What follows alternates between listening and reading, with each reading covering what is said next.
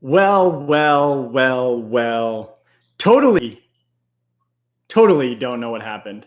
But I'm not even going to wait for folks to jump in. We're going to get right to it.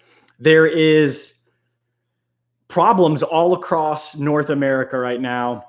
There are problems that will happen 5 years from now. There are problems that will happen 20 years from now.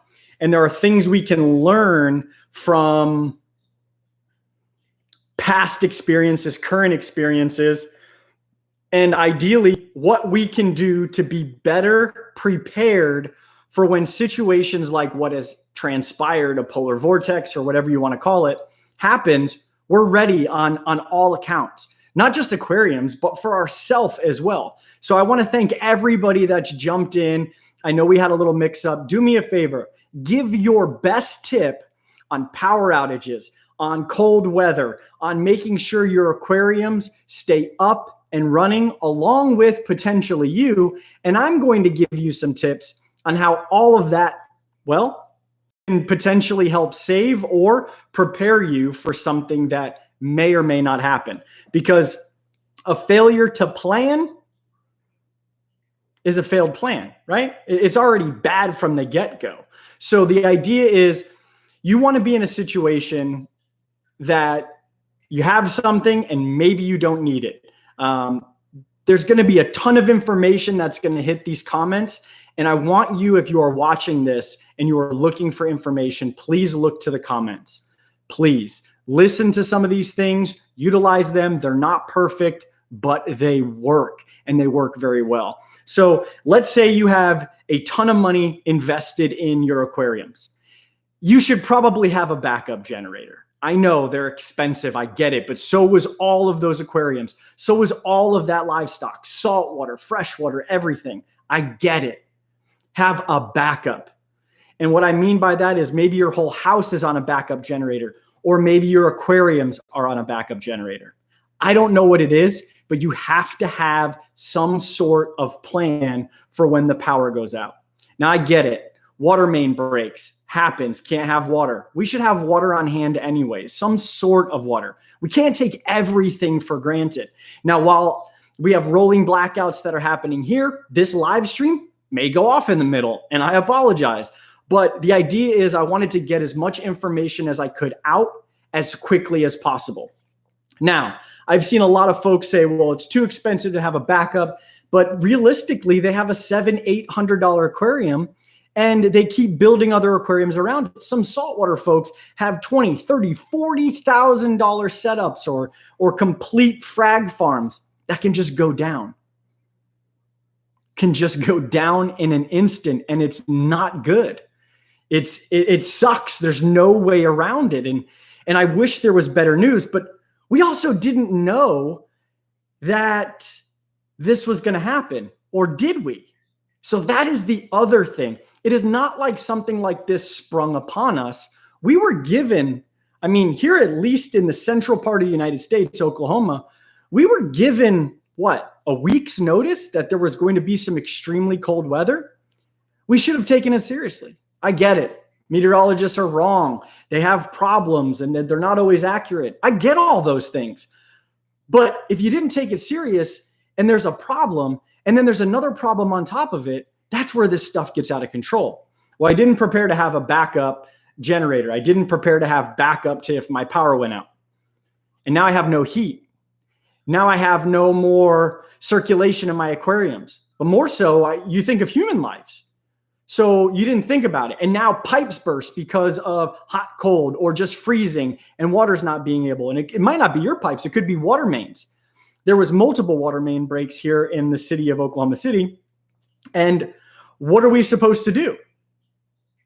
We can blame them, right? That's the easiest thing to do. But do we have backup water? Anything, just a little bit. I mean, we have aquariums. Prior planning prevents poor performance.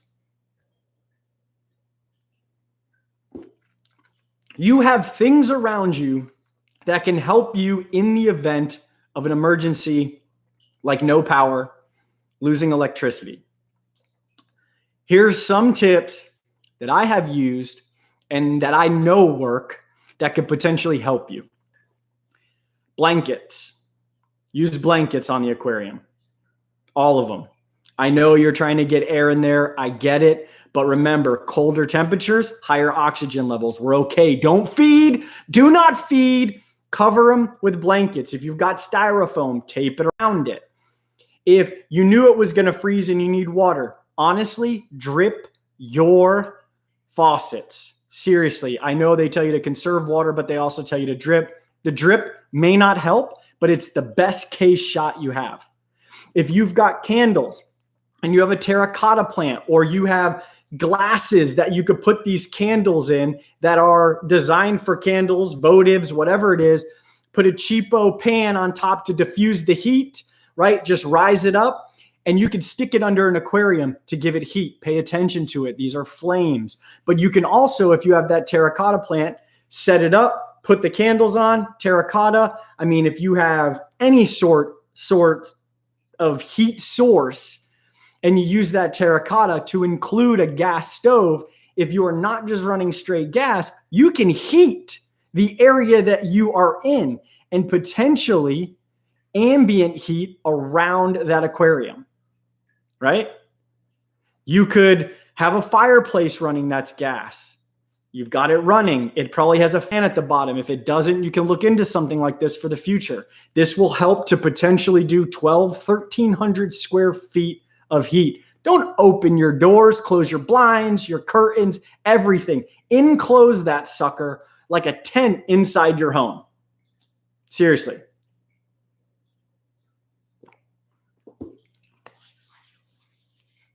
Mason's World 6000. What's up, buddy?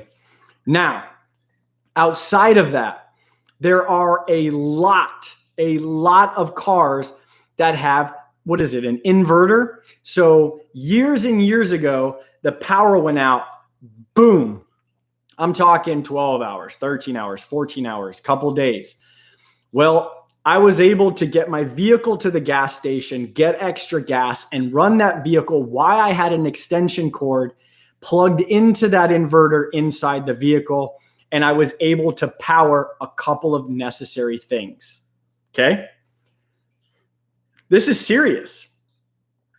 Power some necessary things. Then what you do is, if you have sump, saltwater tank, take the heater out of the sump, put the heater in the main tank, right? I'm not an advocate for heaters, but when you're getting into a situation like this, heaters are very, very, good at what they do for the most part. But if you have that specific need any other time, have a couple of spares. It doesn't hurt to have some old equipment lying around that you can plug in. So makeshift heat, we've got to be more resourceful as humans as well. Makeshift heat sources, blankets, styrofoam. I'm sure you've purchased a big TV. I'm sure you've got foam somewhere. Cardboard boxes, trap it inside. Something. And then honestly, just peek in, make sure the fish are okay. And the less is more comes in. Your hands going in there and stressing out the fish. I get it. You may want to move them to a smaller area, but you have a better shot in a stable aquarium that is shut down for a couple of days than you would trying to transport all these animals and the stress that's put on you and the animal to save that animal's life. It's best probably just to leave them where they're at and to do your best. Now, if you have a small aquarium and it's very cold, there is potential that it would freeze. So that's where you want to keep that aquarium closer. Again, the blankets, things like that. So we have potential to heat areas. If you live in an area that you know is to get cold, kerosene heaters, things like that, you should have them on hand. This wasn't something that just jumped out of nowhere. I get it. We don't think about the other catastrophes that can happen with it. The rolling blackouts, they're trying to offset the power grid, and then boom, you really have a power outage in your area. I understand that that's rough. And then maybe gas lines get clogged and water mains break. And now there's just so many different things going on. But if we had some preparation, if you're willing to go to lengths to save your aquariums, there are things that you can go out and do. A matter of fact, I saw somebody in Houston that drove all the way to Clinton, Oklahoma to purchase backup generators and slept for 2 hours on, 2 hours off to make sure that their generators were on and to fill them with gas. There are so many things that we can do. We just have to be willing to do them. So the temperature here at one point, I think, was -29 with the wind chill. The rolling blackouts have happened. I'm in a sweatshirt. I'm in pants. I'm in extra socks because we've lowered our thermostat down to hopefully help offset the whole deal. I've had lights off on aquariums. Just this one in the back is on. All the other aquariums had lights off. I've got charging battery backups ready in the event I need to go and use my phone, which I'm using sparingly. These are things we have to pay attention to.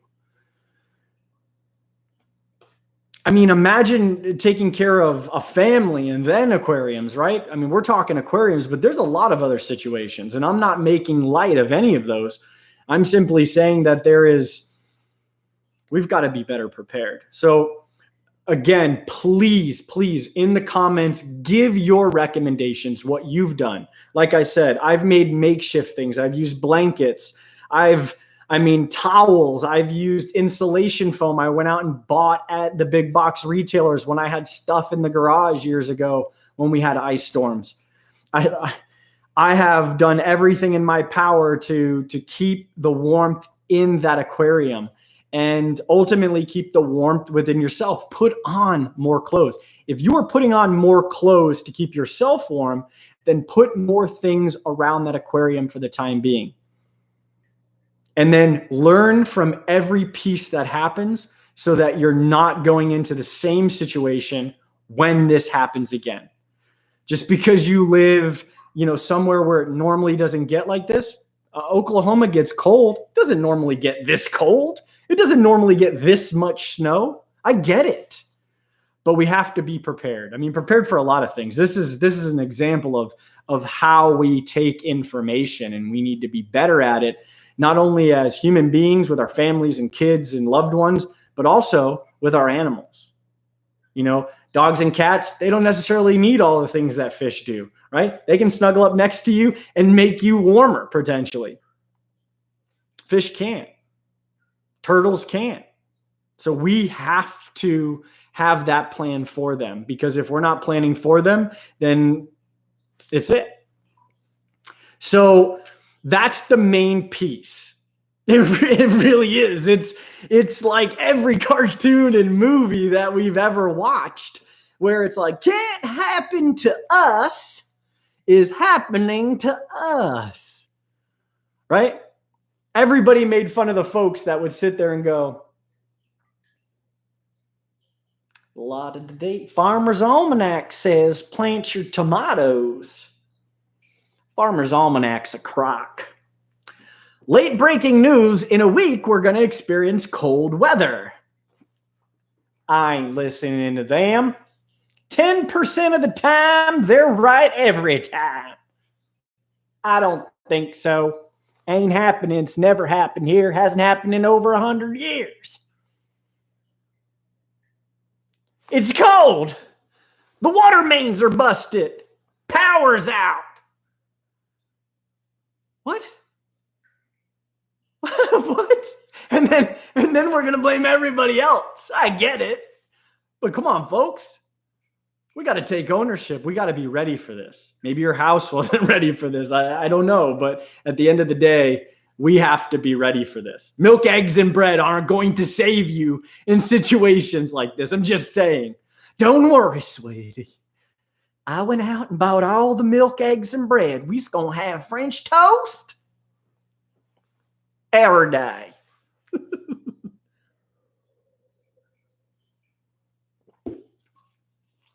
Things, I just saw a comment, it's just dangerous right now. Yeah. It's also more dangerous if you're not prepared. Oh, somebody asked what I was drinking. Hello. Listen. Woo! Wine, baby. I got to have a little wine with my issues tonight. I don't know why people buy milk, eggs, and bread. Oh, no, it's not even eggs. They buy milk and bread during a storm. What? I don't get it. Because can somebody tell me? Maybe it stemmed from a long time ago, right? That stuff wasn't replenished fast enough. So it was like milk and bread, and then it just continued on. But I just remember that thing that sat in my head where it's like, man, they are going to be making the crap out of some French toast during this. 1 candle, 2 bricks, a terracotta flower pot, bigger the better. Close off 1 room is good as long as the candles keep the flower pot hot. Boom. So somebody said they liked my reels on Instagram. So here's the deal. We're gonna shift. We're gonna have some fun. Yes, we talked about some things that can save you. I hope wherever you're at, you are doing everything you can and that you're okay. David Glass, what don't you? Oh, it doesn't get the milk, eggs, and bread thing. So let's turn it over to some fun. Let's ask some questions, and yeah, hopefully maybe if you're cold, this warms you up. Maybe you get a little laugh, get yourself away from any of the issues. Wendy's probably on the couch, and she's not going to come on live even if I asked her. So it's almost pointless. Wendy, will you come on live? See, I mean, no, thank you. Like, sorry, she couldn't grace our presence, you know? So, if I was buying groceries for this, because we went out and just kind of stocked up on the things we normally have, and that was it. We did it a week before it all happened. And then I think we topped off because I've been having cereal every morning for breakfast. So I did get milk, and milk was sold out. It was sold out at Sam's Club. It was sold out at the neighborhood like markets around here. I think the only one that had it was our big supermarket, which is called Crest. But I was able to find, milk before I was able to get to Crest. So what I would buy, this is no BS. I would buy packaged tuna fish because I can eat it straight from there. I can eat SpaghettiOs straight from the can, baked beans straight from the can. I can eat, corn from the can. Any canned goods, non-perishable stuff, I can eat them straight. Beef jerky. I mean, I don't know vegan stuff. You could probably buy like celery and lettuce and cucumbers, and you could probably feed these folks the same thing, but maybe not when there's a power outage and nothing's moving. But, for me, that's it. And I'm buying some other cool stuff like candy, chips and popcorn. I mean, I really, that's what I'm buying. Ben Trader's in the house. It's my brother up in the hizzy. So like I said, buying the milk and eggs and bread. You're going to make a sweet sandwich with all that. Working. What are your thoughts on using base rock in an African cichlid tank as buffer? You probably have to use a lot for it to buffer. If you did some aragonite all across the bottom, you'd probably be better served than just base rock. But I mean, if that's what you want to use, sure. But I mean, look at your buffer in terms of what your water's coming out at anyways. I think you'll be okay. We overthink a lot of this stuff. Wendy is way too good for us fish nerds. Yeah, right. So I'm coming back to read some of these comments. How's it going? Hope all is well with you during this crazy weather. I am as good as you can be. I can't tell the difference between 20 and 1 degree. After it gets below 20, it's just stupid. It is. So if you had to prioritize, what would you do first or save first? So that's a good question, because now we run into that's a great question by none other than the person sitting on the couch. If I was going to prioritize, I would there'd probably be a few things I do at the same time. I know my bigger aquariums are going to be okay for much longer than the smaller aquariums, right? So I would definitely go to the saltwater tank and run a backup, whatever I was doing with the heater inside to save a lot of that expensive coral that really, I don't have any other way to save it. I can't move it, right? And then I would start backtracking. So I've got my dart frogs. I would just cover them, keep them warm, right? They're not supposed to be super hot, and really under 65 for more than a couple of days is not going to be good. So as long as it stays wet in there, we're good. So my mind is running into, okay, quick fixes now that are going to save those animals, and I only have to check into them, maybe once in a while, unlike the other stuff. I'm not worried about a vivarium that has no animals in it. If it goes, it goes. I then probably take the turtle and I move him to a smaller area with some water to keep him moist. And then I surround it with as much warmth as I can, right? He's good. Now it comes down to fish, right?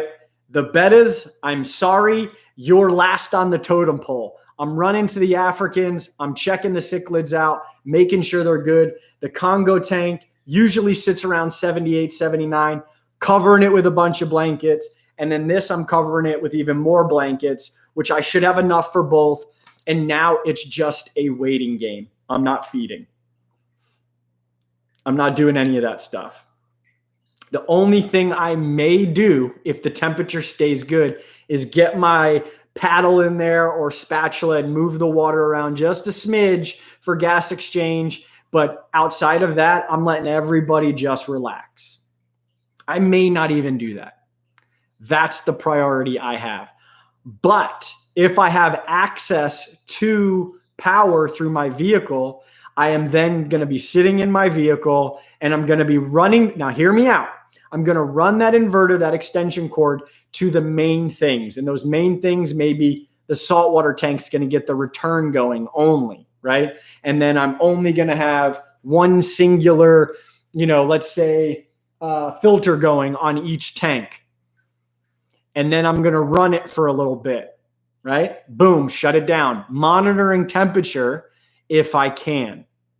Because remember, you're not going to catch up with that heater if it's dropping 10, 15 degrees, and then you jump on for 30 minutes. So I'm going to try to keep that pattern, right? And in that break, if I need to go get gas or if I have gas, I'm filling that vehicle or that generator back up. And then it's a cycle.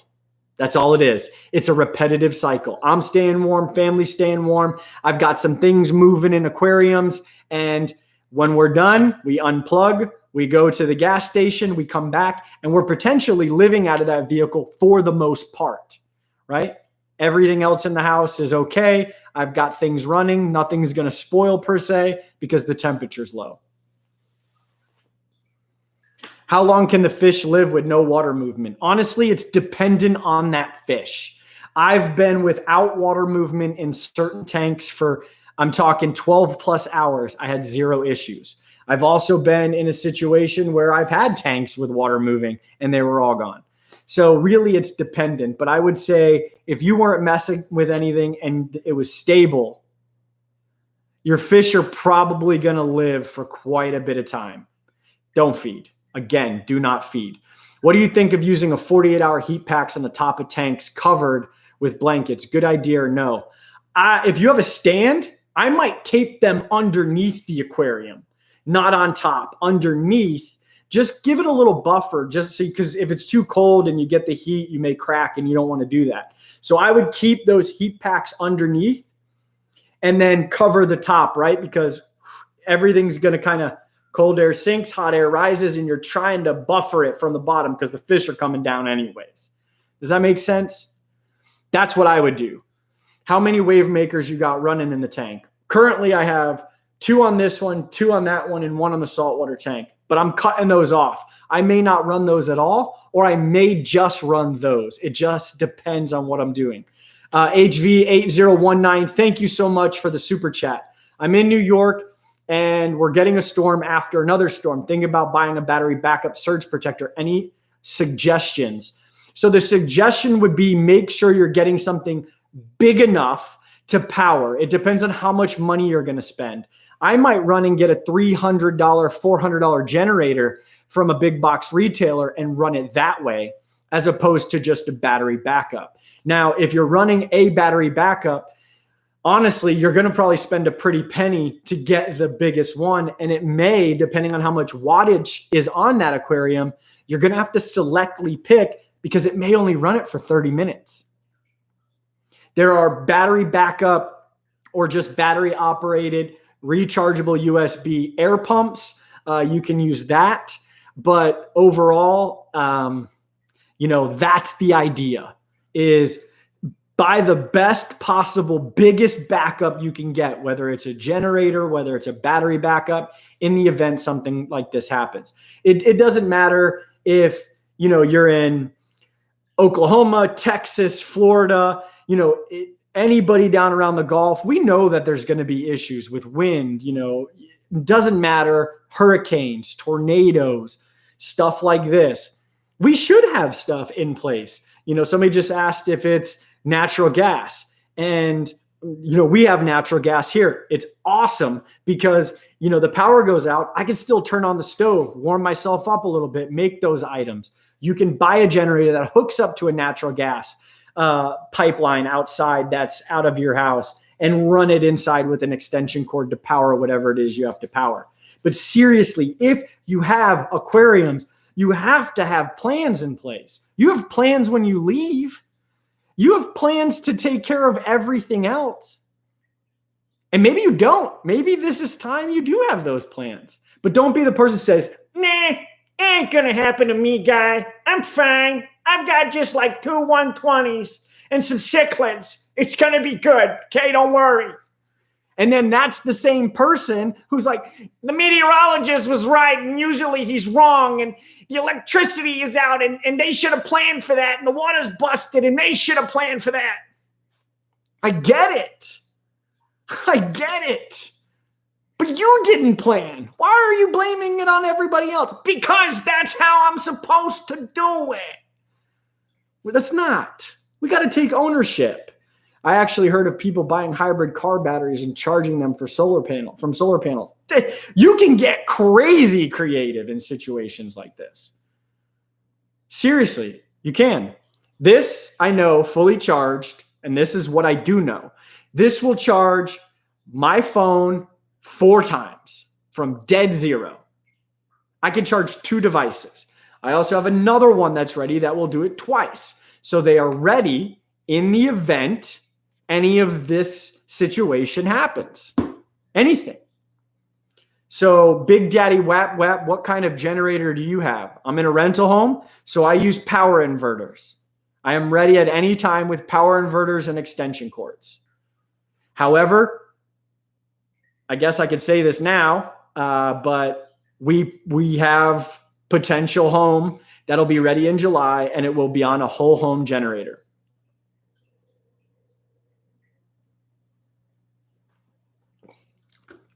Ivan, the best thing you can do in this situation is learn from it. Hint from Boston, do a water change before the storm. You may not have water or warm water once the storm hits. Absolutely. Any advice you can give to oxygen my tank? I have a 125 and I don't want to lose my fish. I'm using a hose to blow air in there every 15 minutes, going on 10 hours with no power.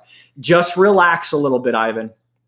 Keep that aquarium warm, but not heating it, right? So the idea is cover it with blankets, watch your fish, and your oxygen levels will stay elevated because the water temperature is colder. Those fish aren't going to splash around and you're not going to feed. You're going to check in on them, right? They're looking good. They're looking good. Just make sure they're active. When they start not looking as active and they're all kind of huddled at the bottom and listing, then you want to start looking at maybe potentially getting some air inside there, okay? But you're gonna hurt yourself and stress yourself out if you're blowing in that tank every 15 minutes just a little bit going on 10 hours. It's gonna hurt. It's gonna hurt a lot. And honestly, The fish will be okay for a couple of hours. I know folks that have had full tanks, whole power down. I'm talking 12, 13, 15 hours plus, a day and a half. All the fish are okay. All right. The idea is just minimal stress on them from interrupting what is happening and just watching, and then having a plan in place to react to that situation. Because honestly, right now, there's no planning right now, so to speak, for the next however long. I hope you get power soon, though. Hey, buddy, went 36 hours no power and somehow had minimal casualties. That's amazing. And a lot of it probably went into you not doing a lot to those aquariums in that situation. Just do your best to keep the warmth there and, making sure that you're doing the best to check in on them. Somebody said Southern California is the place to be. Nope. Because, no. Every place has issues at some point. Houston, Austin, Texas, they haven't experienced this, maybe ever. It is 100+ years. Nobody anticipated, 5 years ago this happening. But when you have aquariums, we should have that power. A lithium-ion power station may work well to get you by. Absolutely. Whole home is the way to go. Mine kicks on 3 seconds after the power goes out. It's ideal. It is. And I know folks will say it's expensive. Yeah, it is. But so is losing all of your aquarium stuff that you put all that money into. Right? I mean, I was on here saying I didn't have enough money for purchasing a home and having the money that folks wanted down just to hold something. I sold half my Ninja Turtle collection. So there's ways to make money. Matter of fact, I was negotiating with a guy before we went on here a bunch of turtles for more money so that I can pad onto that savings. Most of those shelves that I had are bare. They're all gone. But it's something that I wanted to do and needed to do. And maybe that's something we have to think about moving forward. Having that whole home generator or having that backup piece, not just for your aquariums, but for your family, for you. Oh. Remember, canister filter owners, after long power outages, the beneficial bacteria dies, and you let the canister filter start, it will load the aquarium with ammonia. It might even become like anoxic gas. So the idea would be just to make sure that it depends on how long it's out, right? Beneficial bacteria does stay alive. The stuff that reduces nitrates will still be alive. So the idea is make sure you have a dechlorinator and not utilize right off the rip Prime, Safe, or Complete from Fritz. You want to make sure that your oxygen levels are going and you're turning, because those chemicals, even though they do good, they also remove oxygen. So just as Craigor Fish said, what you're going to want to do is seed that aquarium again in some way, shape, or form, depending on how long it's been out. And by seeding that, that's right now, if you're having that issue, get yourself some autotrophic bacteria. That autotrophic bacteria is going to be your Fritzzyme 7, your Turbo Start 700, or your Dr. Tim's. That's going to be ideal. The startup stuff, not quick start, not something that has a shelf life for 5 years. You ultimately, if you can, I am advocating for Fritzzyme 700. It is cold, autotrophic bacteria instantly cycling a tank, so that when it does come back on, you dump that bad boy right in, and then boop, you should be good to go. Now, if there's anything else happening, I wouldn't know because I'm not there, and I apologize, but that's the best thing I got for that. But good call, Craigers. A snowstorm up to 16 inches is coming, and I'm so scared for my molly fish. Prepare now. Prepare now. Make sure that you don't lose, you have backup in case you lose power. Make sure you have some extra water on hand. Make sure you got some blankets to surround that aquarium. Or if you have a space heater and you can run it off gas, that would be ideal. So you have the beans, you've got plans now. This is where your plans. You said a snowstorm up to 6 inches is coming. So the time is now to start preparing, or it should have been when you first heard about it. Feed them pretty good, then do a 50% water change. You'll be good to go for the vacation. Oh yeah, somebody asked, I'm going on vacation for a week. What should I do with my aquarium? For a week, you're good. Do a nice water change a couple of days before you leave, not the day you leave, or the day before. Do it a couple of days before you leave. Feed them up until the day you leave, and then that's it. And I mean, you can't control what you can't control when you're gone, but your fish will be fine for a week. Weather-wise, is it a place to be? But the rest of Cali, not so much. How cold is it there, Jay? Right now, here, I'll look it up. I'll tell you exactly so you don't think I'm just making some stuff up. So most of the time, our weather, so here's how crazy. If we could get the snow to go away, the actual temperature gauges in terms of radar and meteorologists have said, if all of the snow was gone by February 25th, we could see temperatures in 80 degrees, but it's not going to happen. So we're probably going to be in the 60s. So right now it's going to be a low of 5 tonight, which, you know, it is what it is. And currently it feels like 12.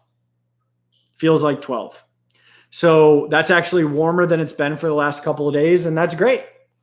50 here, and that's cold to me. I know I lived in Hawaii for 9 years, and I remember being in the valley in the center of Oahu, and it was like 70 degrees, like maybe it was like 68, and people were like in jackets and stuff. So it's pretty nuts. One of my mollies is pregnant with other babies. If they die, should I just leave the babies? Is there anything I could do for the babies? It'll be fine. How big is this tank? Beans, how big is this tank? But weather-wise, yeah, Southern California is nice, but I mean, I could choose weather over some other things, and that's why I'm here in the central part of the United States.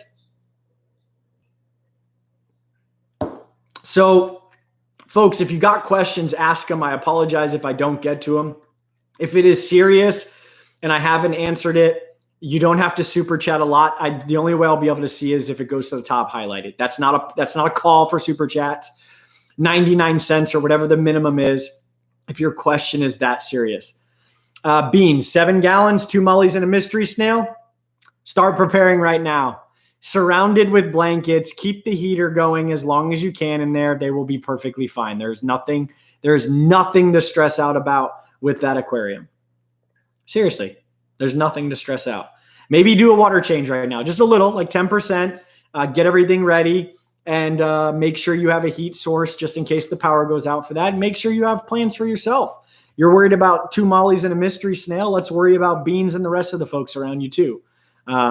You've got time, so start preparing. Get some socks. It's a 7-gallon aquarium. It's not that big, right? So the idea is, get some blankets potentially around it ready, and keep all that warmth inside that tank, and your fish will be fine. Don't feed.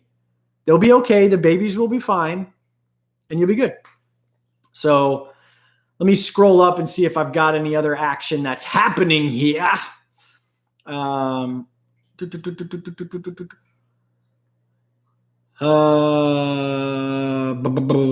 I'm not seeing much. Kerosene will leave greasy film in your house too, but you can't beat the heat coming out. That's true. If you're in need of a battery air pump, look into bait shops. If you are desperate, absolutely. By the fishing side, that would be good. A lot of folks just talking about better to have it all than not. What do you think of battery backup power generators? I've already talked about that. Hint from Boston, #1, before the outage, build a foam box to go around your tank and lid. I use a $5 Walmart sleeping pad. I cut it to match the sides and use duct tape for the hinges. Look at this. Great stuff. I have battery-powered air pump for when the power goes out. I would drape towels over the tank in cold weather. I also have a generator. Bang! Just look at all this. Seeing so many Facebook posts from folks who have lost all of their fish. So terrible, and my heart goes out to all those folks. Yeah, it's true. Have redundancy, a generator, a plan. Anything can happen in your fish room. It's true. All these things are true. It was negative 19 this morning. So there's one thing I'm concerned about right now. That's water changes after the chemicals thrown on the street to thaw out the ice. Oh, no. They're not pulling water from the sewer. It goes through a treatment plant. So by the time that gets cycled through, you won't even know. And if you're worried about that, you should have been worried about all the other times folks are just spraying soap into it. Please do not worry about that. Do your water change if you're able to, which Edgar, I don't believe you can. And honestly, just have your dechlorinator and just pay attention to your water treatment facility. You may have to go buy water, but I'm telling you, man, they're not washing it into the gutter and scooping into your lines to come in your house. I drink tap water. It's not doing that. And if people are worried about that, then I have no idea where they're getting the water. Now, if they have a well and the well water I don't even know what you want to call it, but the pump is not dug deep enough. Yeah, there's potential for stuff to seep in over time, but you wouldn't see it for a while. And then by the time you saw it, you probably wouldn't even correlate where the water's coming. They do runoff. It'll say, don't dump here with a fish, right?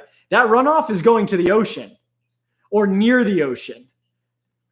But them on the streets, the Ninja Turtles, my boy, the Ninja Turtles aren't even affected by a lot of this. It'll come down, all of that water is treated. I'm not saying it's perfect. I know there's problems, but it's not affecting you like that. Where it would affect you is when they dechlorinate and they use specific dechlorinators in season changes, which happens. Now, keep in mind, you probably don't even know where your actual water source is coming from. There were folks that were like, we're getting water from this place. But no, in fact, they weren't. They were paying that place, but that place was actually getting it from another lake, and it was processed 2 times before it got to this person that doesn't process it, and it comes in. So a lot of stuff comes into play where, heck, you don't know how old the pipes are. You don't know what they're actually doing to treat it. You don't even know where that source water is coming from unless you actually dig deep enough. And I know this because I was paying a co-op in Texas.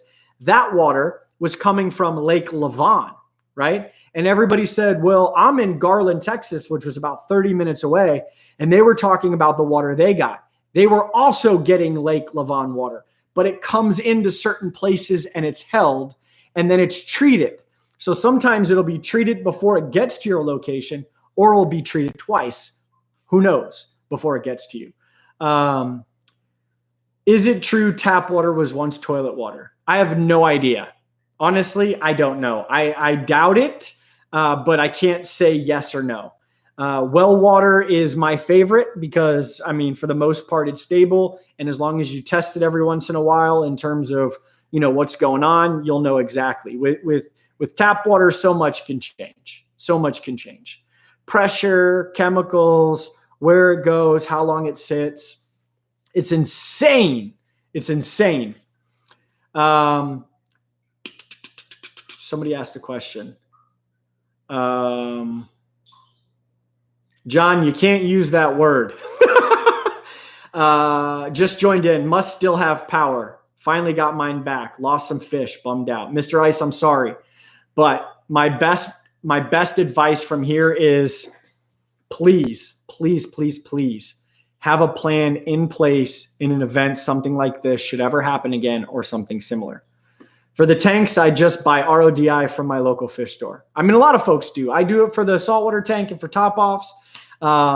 It's good. It's good as you can be. John, I know you're apologizing to me, but it's Google stopped it, and it gives me a message. So I'm just, not that I'd care to use that word or not because I use it, but it doesn't like it here. I'm looking to see if I missed anything. Oh yeah, here we go. Mark G. I have a canister on a 46 bow front and my nitrates are high. Just did a water change. Do you think I should clean the filter? Do you think I should clean the canister? Well, if you just did a water change and your nitrates are high, I would give it a second before you test it again. You got to let everything cycle through. So give it some time, test, and then worst case scenario, do another water change. Little bits, not right away though. I have a battery powered bubblers, perfect. Beans said, all right, I'm going to surround it with blankets overnight. It's going to get down to 15 Fahrenheit. Beans, you should be okay as long as you have power. Just because outside is like that, if you have power, you should be perfectly fine. Whoa, Tiffany, thank you very much. That was uncalled for, unnecessary, but greatly, greatly appreciated. Thank you, thank you, thank you, thank you. Holy cow. Luca, what's your question, bud? Man, the super chats are fantastic. You know, YouTube tells you got to talk about them more. Talk about them more. They don't pop up as nearly as I see on some other folks, but you know, it's so grateful when you do get something like that. Problem I had years ago was tanks got too cold when we lost power. Yeah, so the idea is just make sure you do your best to have a plan to keep them as warm as possible. How long will the bacteria generally live in a dead filter due to a power outage?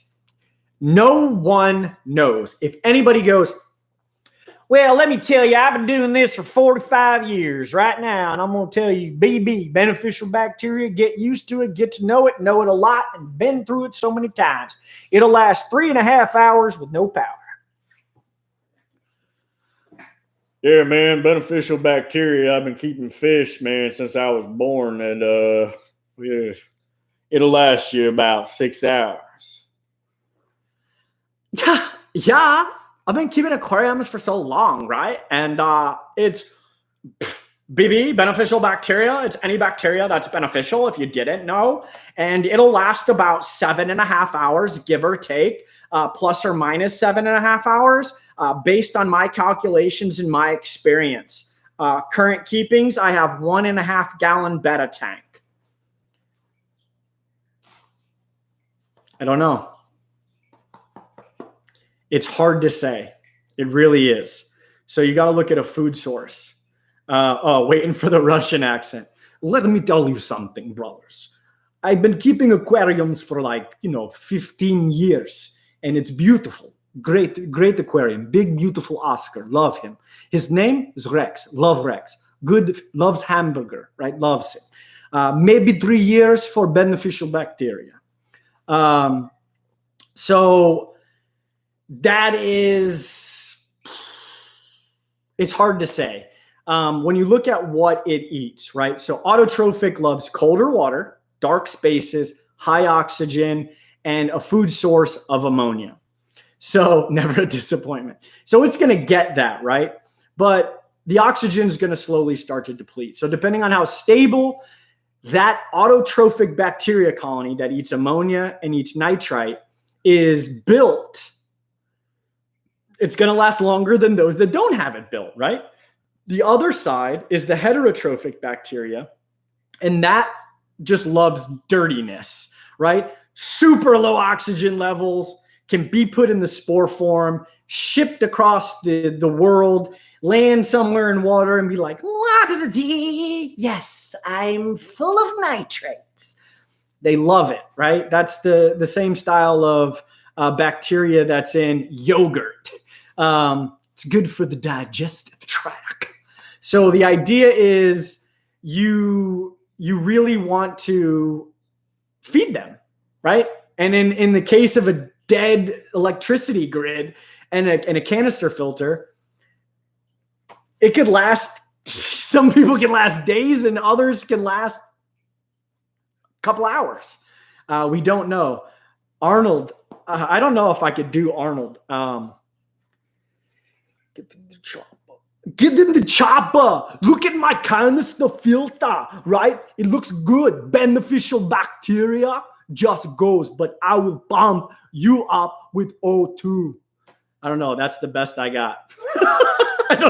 I don't know how it translates on microphone to you guys, but that's about all she wrote. That's a question that gets asked so many times, and nobody knows.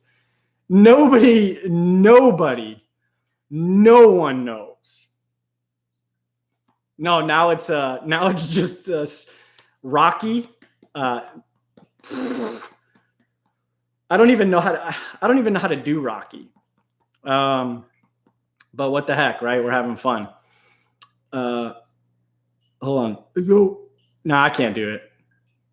I can't. I'd have to practice. I couldn't do him. But yeah, I know I could go, Adrian, my fish is dead. I can't do it. He has this really, really special way. Shaggy. Zoinks, man, like, look out. Fish are dead, man. Come on, Scoob. That's the original Shaggy. And that's the best I got for Shaggy.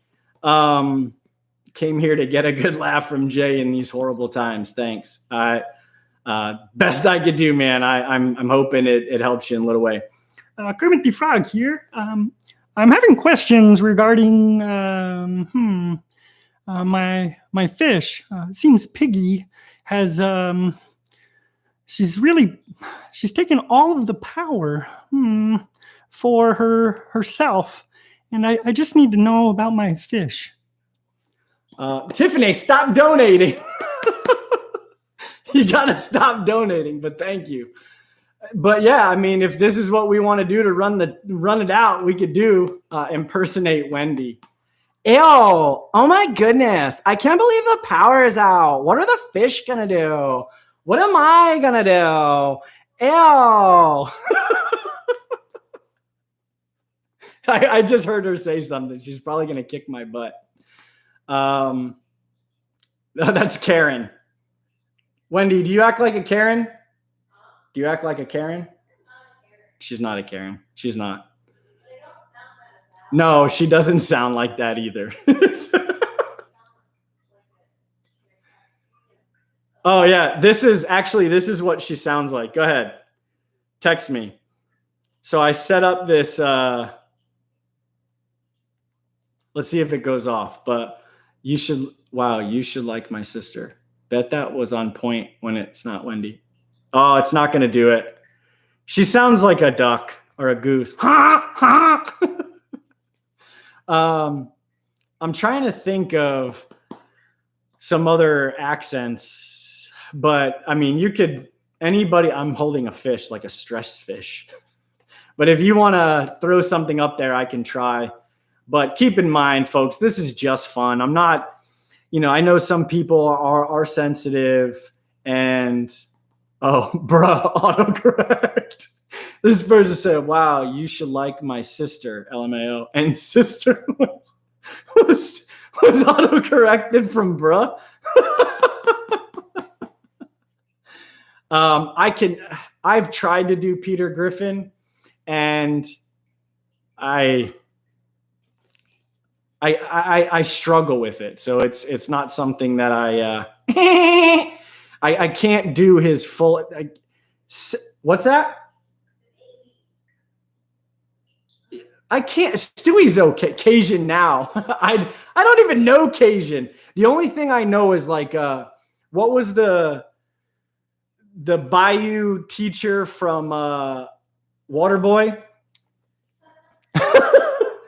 It was the medulla oblongata. Like, I just love that. Do the Hawaii warrior dance. Batman. Cajun chef. The Hawaii warrior dance.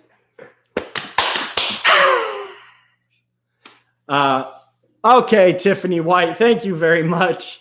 Batman. So the Batman that I really like is The Dark Knight. It seems to me that all of the aquariums are down here. And I'm telling you, Joker, if you don't turn the power grid back on, you're going to have a problem. And you're going to have to face not only Gotham, but Batman. So that's what I got. Pee Wee Herman. They actually tried to censor that on us.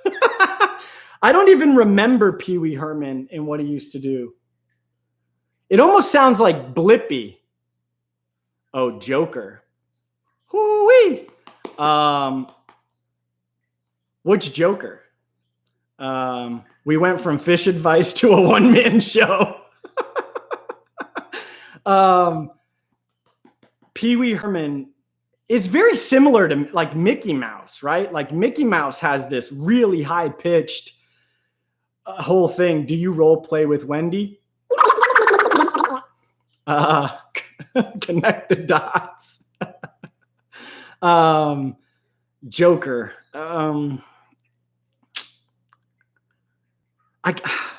I did a laugh one time. Batman impersonation was spot on. I did a Joker laugh. Let me see if I could see it, and I'll end. We'll do a couple more impersonations, and let me just get this laugh, and I'll end the new Joker's laugh, and we can go from there. I just need to hear it, and we should be good. But I'm glad if I could make you folks laugh. You know, we have to start this video on getting the information because folks are going to jump to it, and you know, they really need information fast. So Heath Ledger is very hard to do. He was in character for a long time. Now, granted, you guys know a dream of mine is to be a voiceover actor. So I do practice a lot of this. You said the Mark Hamill one is the only one that counts? No way. But Heath Ledger's Joker was good. Beavis and Butthead, I haven't practiced in a long time. Goofy's more of like a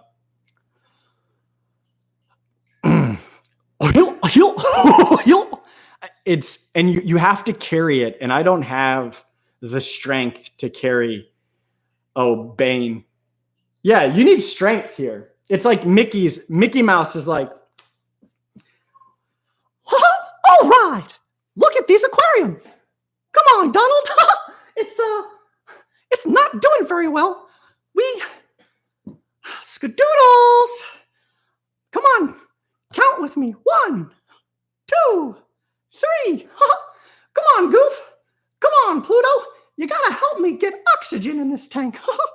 Like that's I mean, you gotta carry that and really stay in it, and it's tough. Sounds what? No, that was from South Park. She's talking about Mickey Mouse from South Park. Bane, City of Gotham.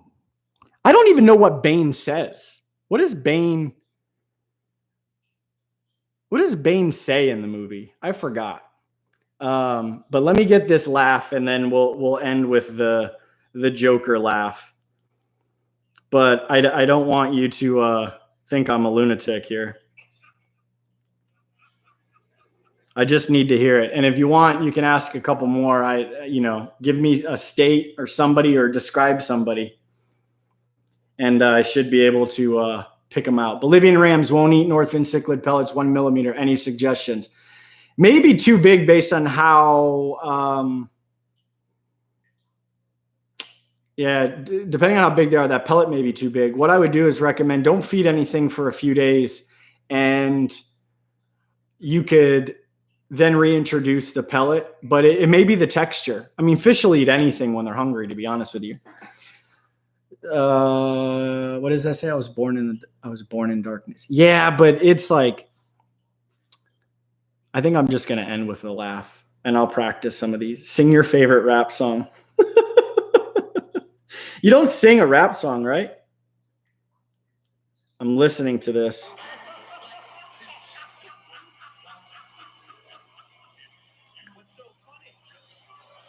I'm waiting for it. My Bolivians eat 1 millimeter. You should grind them. No, that's a good piece of advice, grinding them up. I cannot find where he laughs. Oh, wait. Okay. I'm going to let you hear it.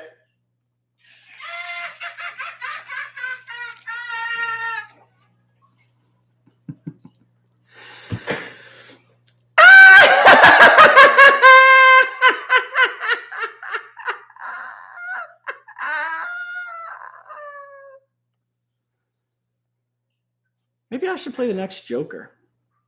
I think that would be fun. No? And honestly, this is just me being me. Matter of fact, I'll give you some insight if you stayed this long. Fishy business. Good. So don't feed them for a few days and we'll see what happens. But if I'm trying to see how to preface this. I was deployed and he became a really good friend, my best friend. We're still really good friends, but we don't communicate as much as we did. And we used to make ourselves laugh by watching this YouTube group called Group X. And Group X, they were just these weird guys. I don't know what they look like. And they would do cartoons. They're on YouTube. You can go look them up. And they just had this really, really funny way of speaking by using a bunch of different, accents together. And they would prank call like Waffle House, supermarkets. And my goodness, I started talking like this on accident because we used it so much. And it was like, hey, idiot, what are you doing? You want to go play with your aquariums, huh? They're beautiful, aren't they, idiot? Yes, they are. You love your cichlids. You are an idiot. So they've got songs called Shifty 5. Johnny. No, I'm not even going to say it. Just go look. It's called Group X. Very dumb humor, but got me through a lot of crap times. But another thing that I say a lot, Wendy brought it up, is I'm like, hey, you're a cool guy, huh? You're being a cool guy. So whenever somebody's like acting tough or whatever, I'm like, hey, look at you, big macho man. You are being cool guy. Shiggity, shiggity, schwab, shvitty 5. So Tiffany must get all of my humor because, thank you very much. But she knew right off the bat, shiggity, shiggity 5. I think there's a line. This is just be silly stuff, but what did they say? My IQ is 55. What said if I had one nickel, I would buy myself a new tricycle. Yes, fishy business. Soaked them in water, then used garlic a couple of times. I was expecting them to go crazy for the food in general, or expectations and reality, two different things. No, I mean, to go crazy for it is one thing, but we're talking about the fish food. Do not, I guess what I'm saying is you're not starving the fish, but if you were feeding McDonald's to a child over and over and over and over again, and there is a food that is very good, but it's not McDonald's, right? And you go to feed that, and everybody's like, this is the best ever. And that the child's not going to eat it, right? Because they're so used to a taste, they're accustomed to it. Now you take that child piece completely out of it, and then you really look into the fact that this is a fish that is waiting for the same thing. And then you change it up. You got to give them a break. 3 to 5 days and then feed. Vitamin C, I mean, probably naturally through some other stuff. What do you feed your betta? I feed them super betta and bloodworms is what I feed the bettas. So, all right, folks, stay warm, stay awesome. Seriously, thank you so much for the live stream super chats. They mean a lot. You folks help carry this. My voice is almost shot, but I hope that, oh, you like the CJ phone case? I hope that you got some enjoyment. I hope you got some information. Tiffany, I greatly appreciate it. White, again, amazing. Thank you. To the folks that showed up, I greatly appreciate it. It goes without saying. man, Tiffany's really, like, the Tiffany name is dominating in this space right now. You folks are awesome. Videos. Oh, I'm going to probably repeat myself on this, but unfortunately, I have to change the day of the live stream. Not that, I mean, I have to. And I will announce the day here in the next couple days so that you're aware. But I've got some new videos starting Sunday, and I hope you enjoy them. And I hope you enjoy, you see the gray? Right there, a couple little pieces, couple 2-3 pieces there, guy, huh? Got the gray hair coming in from all this fish chatter. So appreciate it. You know what's next. Holla. Stay warm.